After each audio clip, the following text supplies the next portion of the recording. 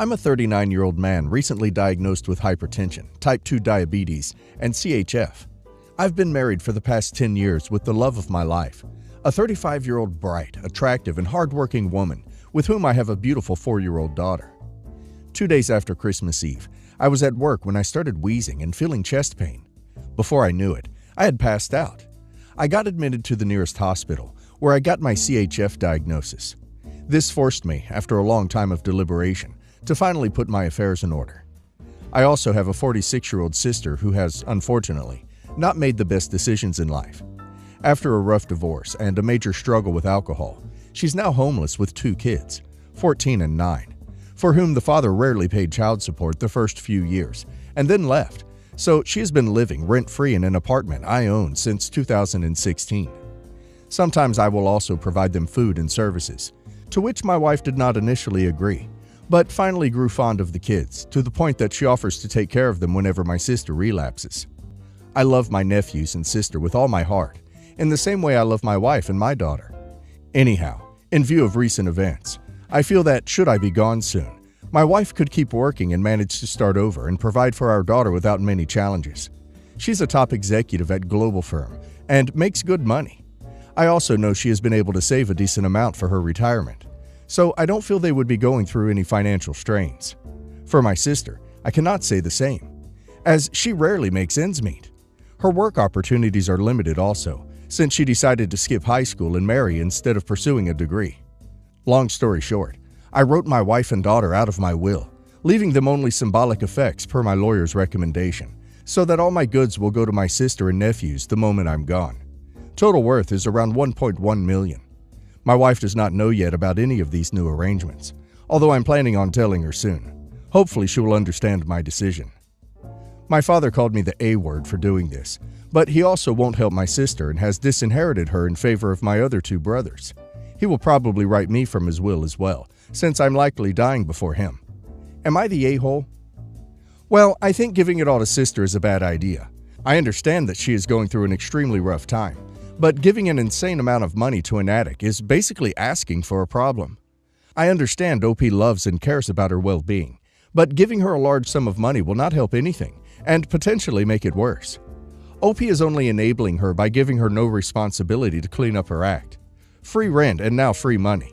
She'll only waste that money by drinking it away.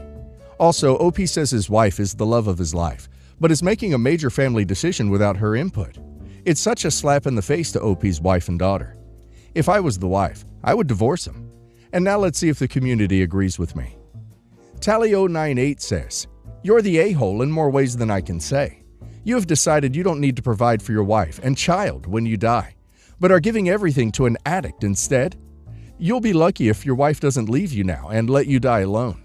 Your child will grow up hating you, never remembering you, but knowing you cared more for an addict and her children more than him or her. You were responsible for your child, not just your wife. What happens if your wife gets sick, your kid has an accident, or your wife loses her job? I guess she can call the homeless addict and hope she hasn't spent all the money yet. Leave your niece, nephew a small amount of money for college and stop enabling your sister. You will destroy your family if you try to do this. I'm not sure you can legally abandon your child and leave someone else money where you live. Be prepared for a lawsuit after you die, and for your family to hate each other. Nice way to be remembered." Instruction Key 837 says, "You're the a-hole. It's your money, but you've decided to leave it entirely to an adult which can make their own choices, yet refuses to be responsible instead of the woman you committed your life to under oath and the child you brought into this world. Can't imagine how well a freshly orphaned 4-year-old will handle knowing that their daddy didn't care enough about them to put them more prominently into the will." Full-on Double Rainbow says, "Sorry, but you're the a-hole. Think how your daughter will feel knowing you left everything to someone else, and not only does she not get you, she has next to nothing to remember you by. 10 years from now, all she will know of you is that you wrote her and her mother out of the will and left her nothing, while her cousins have every reminder and valuable you have. She's not even worth 1/3 to you? Not worth an education fund? No favorite shirt or bottle of cologne to keep your smell? No books or journals to let her learn who you were? No small keepsakes to put on her shelf to keep you close? I get where you're coming from, but even if your emotionally bereft widow can rebuild her life from nothing easily, she'll be doing so in mourning and all alone while trying to explain to your daughter why daddy's not there. Worrying about losing her home and rebuilding her life financially, as well as emotionally, is a hell of a thing to do to someone. I'm a 60-year-old father of three, two sons, ages 32 and 28, and a daughter, 22. This issue involves my middle son and my daughter-in-law, B, 27 female. During their wedding planning 6 months ago, B made it clear she values her independence and feminism, opting not to take our family's last name to maintain her identity. I respect her decision, despite our family tradition favoring surname sharing. I genuinely appreciate B. She's a wonderful partner for my son, albeit sometimes her strong opinions and idealistic views seem to overlook her privilege. Our family vacations have been on pause due to virus and significant life events. With finances not being an issue for us, my wife and I have traditionally covered these trips. There have been expectations of these trips, such as prioritizing family time and activities over personal preferred activities. This year, we're planning a bit of a more luxurious trip to the Maldives.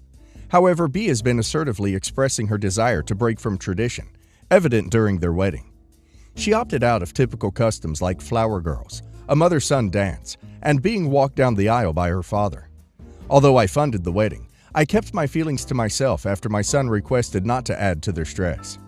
I didn't appreciate the communication style that was used and told my son, who said he would relay this feedback to B. I said she was rather rude to my wife, who was sad she wouldn't be partaking in a mother-son dance, i.e., not understanding why she would be sad there wouldn't be a dance. For the upcoming trip, I've considered stating that I'll only cover expenses for those bearing our last name. After B's continuous emphasis on independence and breaking from tradition, I felt this was a reasonable stance. I was discussing this with my son, who asked if I could cover their expenses this time. I thought about it and decided not to. I declined. My rationale is that B's firm stance on independence should extend to navigating the repercussions of their decisions, financial ones included. My son is disappointed, and my wife believes I'm being overly rigid, arguing that family support transcends proving a point. I'm torn between respecting B's independence and wanting to assist them. Am I the a-hole if I decide not to pay for my daughter-in-law's portion of the family trip due to her insistence on independence and refusal to adopt our family surname? It's OP's money, and he is free to spend it however he wants. But he should not be surprised if his attempt to punish B for not being the submissive daughter-in-law he was hoping for ends up in OP's son reducing contact with him. OP doesn't like her and doesn't respect her, and does this because of control in my opinion. Cat Lover 76 says, "Wow, you are really the a-hole. The way you're presenting this, you're making it clear that you withholding the vacation funds is all about punishing your daughter-in-law for making different decisions. Your reasons are small and pathetic. So what if she didn't take your surname? Is your ego really that fragile? And let's be honest, this is all about your ego. It's understandable that your wife was disappointed that there was no mother-son dance. But this is something you get disappointed about for an hour or two, and then you get over it. You need to butt out of their relationship. How they handle their finances and naming their children is their business. And stop trying to use money to control your daughter-in-law. If you keep this up, you're going to end up having your son go low or no contact and cut you off from his family, including their future kids. Get over yourself and your sad, pathetic ego and cover your daughter-in-law's expenses the same way you're covering everyone else's. Perfect Tangerine 267 says, "You're the a-hole. Have you checked the date lately? It's 2024. Damn. 1. Your name is not more important than hers. 2. The name someone has isn't relative, thank God, to who is or is not part of your family. Are you going to cut off your daughter if she takes her husband's name? What a crazy thing to think. 3. You paid for it, but it was their wedding. You're upset because, among other things, there were no flower girls. Really? Who cares? Weddings are supposed to be what the married couple wants, not what their parents want. Don't pay if you don't want to. That's your business. But since you asked, your reasoning is backwards and, frankly, really gross." Primary Criticism 929 says, "I think you're the a-hole. Your son, the grown man, could have told his then-fiancée that her independence was her thing and that he wanted a mother-son dance at his wedding, and that was not negotiable. He didn't. He didn't care about the dance either. I don't see why you're taking issue with the no-flower girl or not having her father walk her down the aisle. Really, how did that hurt you? As for the vacation, did you even talk to B about it directly? Or do you have so little respect for women that you think only husbands can make decisions for the couple? I, 24 female, am engaged to my fiancé, Adrian, 25 male. I just managed to luck out and purchase a vintage wedding dress for about $1,200 from a lovely older woman who was selling it on eBay. I have a future sister-in-law, Selena, 22 female, who I let store the dress in her own home while Adrian and I deep cleaned our closet so it didn't get damaged and wasn't hanging around for anyone besides immediate family or close friends to see. Yesterday, Adrian and I went to go pick up the dress since we were done cleaning out our closet. I was so excited to have it back and was planning on showing it to my mother. To my shock and horror, Selena had, in her own words, modernized the dress while it was at her place. She had gutted it. It was now essentially a mini dress, with barely any resemblance to what it was previously. I freaked out at her, saying she had no right to do that to my wedding dress and that she had ruined it. Selena complained, saying that it was a surprise and supposed to be a pre-wedding or engagement gift. Selena tried to get Adrian to defend her, but he sided with me and said she completely and utterly overstepped, which surprised me because he's pretty protective over her. We left without the dress, and Selena muttering about how she did me a favor. It was later that night when I got the idea to make her pay for another wedding dress. There was another dress that I had been eyeing that cost a bit less, but I chose the other dress over it. I talked about it with my fiancé, and he agreed that Selena should pay for the dress, since she ruined the first one. I sent the link to the dress to Selena over text and asked her to pay for it. Selena texted back, saying that she wouldn't pay for the replacement dress and that I should be fine with wearing the first one or paying for the replacement dress myself. We argued over text for a while before Selena just stopped responding and left me on read. This morning, I checked my phone and saw a voicemail from my future mother-in-law saying that Selena shouldn't have to pay for the replacement and that the alterations she made were a sweet gift. I asked Adrian about it, and he said that I should stick to my plans of making Selena pay for it. But now that future mother-in-law is involved, I'm reconsidering it. Am I the a-hole? I can't even imagine what kind of sick mind would take someone else's wedding dress and completely change it when they weren't asked to. This was done with cruel intentions, and yes, absolutely she should be forced to pay for a new dress. I think OP should take her to small claims court right away. This is going to set the tone for OP's relationship with her in-laws for the rest of her life. OP should not let them walk all over her and become a permanent doormat. Traditional Baker 7 says, "What the heck? Who alters someone's wedding dress without being asked to? She should definitely pay for a new dress. If future mother-in-law thinks it was a good idea, she should buy you a new dress." Bonham 42 says, "Wow, not the a-hole, but I would tell her if she doesn't pay for the dress, you will be seeking legal action. Definitely rescind her wedding invitation. If future mother-in-law has anything else to say, she can either pay for the replacement dress and or not come to the wedding. I'm sorry this happened to you. I can't believe the audacity of your future sister-in-law." Pinoy Brad says, "Small claims and no wedding invite for the future sister-in-law. If future mother-in-law doesn't like, tough titties, and you could just not invite her too for less drama. My parents divorced before I was born. I'm 16 female. My dad married Bree when I was 5. She has a daughter from a previous relationship, Misty, 16. Me and Misty were close growing up, but when we were 14, we sort of went our own ways because she ended up with a different friend group than me. I mean, we still talked and hung out, but it wasn't the same. Anyway, she got pregnant to her ex. Our parents were shocked and angry when she told them, but they said they will help support her. Her friend group dropped her and she got depressed. So my parents asked if she could hang out with me and my friends, which was fine with me. She did seem to be more happy, but as this pregnancy went on, she would get more emotional. One minute she would be happy, and the next she would be all moody. I know it's just pregnancy hormones, and me and my friends tried to be understanding. But then she started getting clingy with me and wanted to go everywhere with me. We went to the mall and I wanted to try out some clothes, and she got really upset when she couldn't fit the clothes I was trying on, and she really started crying.